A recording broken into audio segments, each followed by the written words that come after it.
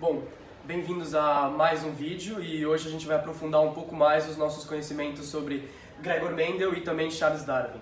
Bom, Gregor Mendel, na verdade, é conhecido como o pai da genética, apesar de ele não ter recebido esse título em vida, e nasceu em 1822, na região da Silésia, que faz parte do atual território da República Tcheca. Ao decorrer de sua vida, sofreu uma série de complicações de saúde, porém isso não o impediu de realizar uma série de experimentos que nos ajudaram de uma maneira enorme, e ele basicamente revolucionou a biologia com seus conhecimentos genéticos. Considerado o pai da genética por causa dos resultados de seus estudos envolvendo ervilhas. Sua teoria foi proposta antes mesmo de a estrutura e o funcionamento dos cromossomos serem conhecidas. Entretanto, Mendel compreendeu de maneira acertada os princípios básicos da hereditariedade. Mendel propôs, então, duas leis. A lei da segregação, ou primeira lei de Mendel, na qual Mendel admite que existem fatores para cada característica e que elas segregam-se na formação dos gametas, nos quais ocorrem endoses simples. Os fatores que Mendel descreve em seus resultados seriam, na realidade, os genes, dos quais se tem conhecimento atualmente.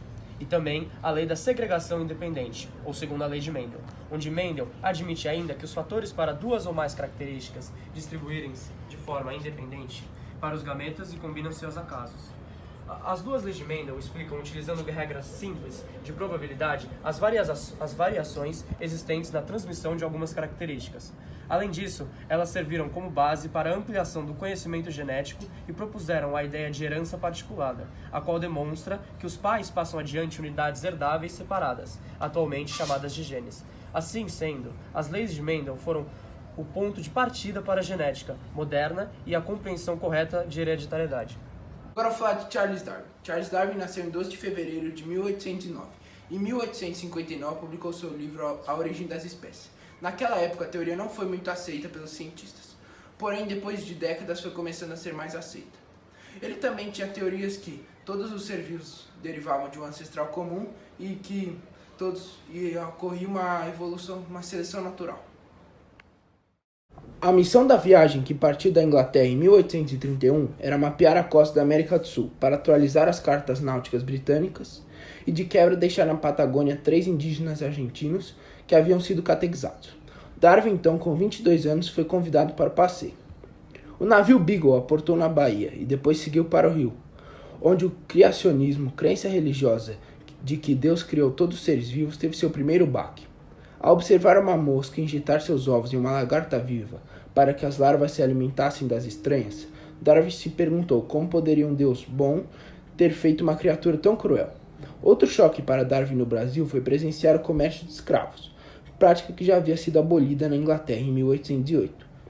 Depois de uma passagem por Uruguai, o Beagle ancorou na Argentina, onde libertou os indígenas que haviam sido capturados anos antes.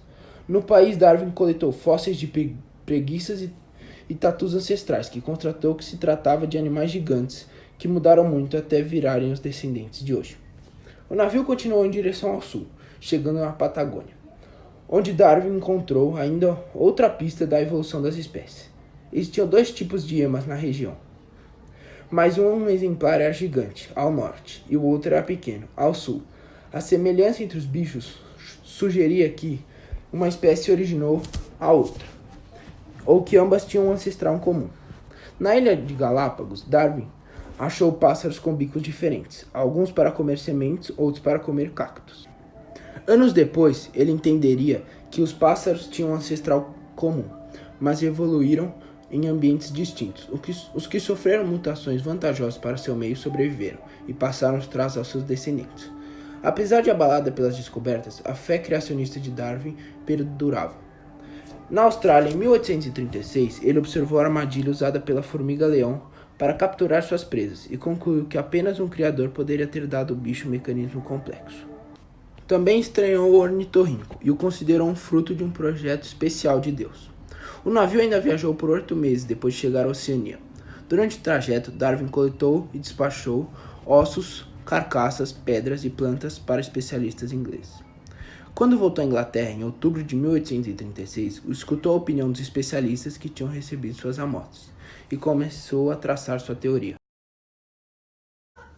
Vocês assistiram aquela videoaula que falava de Darwin e Mendel? Mano, eu não vi, tô ferrado, tô precisando de nota. Tá ferrado mesmo, porque o professor Aristóteles é muito rígido. Eu assisti, mas eu não entendi uma coisa. Vocês entenderam o que é seleção natural? Isso aí é a matéria. Seleção natural é quando a espécie evolui aleatoriamente, tipo, alguém nasce diferente e essa pessoa tá melhor adaptada ao ambiente e então ela consegue sobrevive e consegue se reproduzir mais. Então essa nova espécie que se forma acaba virando a predominante. E neodarwinismo, alguém sabe o que é? Pelo que eu entendi, então, do que ele falou, é a mesma coisa que o darwinismo, só que tem uma relação com alguma coisa de genética e biologia. Você vai mal, hein, Matias?